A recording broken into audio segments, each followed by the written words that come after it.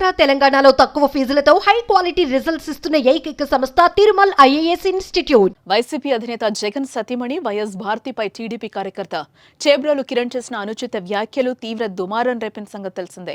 కిరణ్ వ్యాఖ్యలను సీరియస్ గా తీసుకున్న టీడీపీ అధిష్టానం అతన్ని పార్టీ నుంచి సస్పెండ్ చేసింది. ఈ నేపథ్యంలో కిరణ్ ను అదుపులోకి తీసుకున్న పోలీసులు విచారిస్తున్నారు.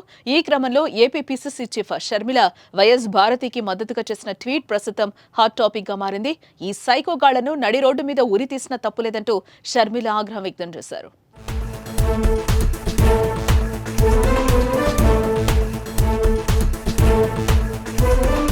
మరోపక్క భారతిరెడ్డి గారి మీద సోషల్ మీడియా వేదికగా చేసిన వ్యాఖ్యలు చాలా బాధాకరమని, ఇలాంటి నీచపు కామెంట్స్ తీవ్రవాదంతో సమానమని అన్నారు. ఈ సైకోగాళ్లను నడి రోడ్డు మీద ఉరి తీసిన తప్పులేదని, తప్పుడు కూతలు కూసిన వాళ్లను రేటింగ్స్ కోసం ఎంటర్టైన్ చేసే వాళ్లపై కఠిన చర్యలు ఉండాల్సిందేనని ప్రభుత్వాన్ని సాటి మహిళగా డిమాండ్ చేస్తున్నారని అన్నారు. సమాజం ఇలాంటి పనికిమాలిన చేష్టలను హర్షించదని, ఏ పార్టీ వాళ్లైనా ఎంతటి వాళ్లైనా శిక్ష పడాల్సిందేనంటూ సోషల్ మీడియా వేదికగా మండిపడ్డారు.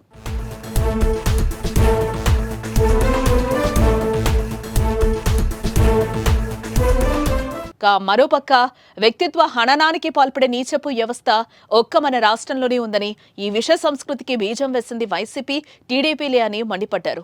సోషల్ మీడియా వేదికగా అసభ్యకర పోస్టులు పెట్టే సైతాన్ సైన్యానికి రెండు పార్టీలే ఆదర్శమని అన్నారు.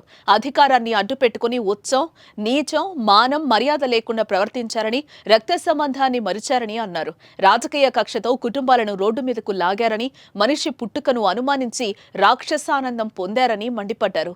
అన్యం పుణ్యం ఎరగని పసిపిల్లలను సైతం గుంజారని, అక్రమ సంబంధాలు అంటగట్టారని, మీరు పెంచి పోషించిన కాలకేయులే ఇప్పుడు వ్యవస్థను భ్రష్టు పట్టించారని అన్నారు. ఈ దారుణ సంస్కృతిని వెలివేయడానికి అన్ని పార్టీలు ముందుకు రావాలని ఎక్స్ వేదికగా షర్మిల పిలుపునిచ్చారు.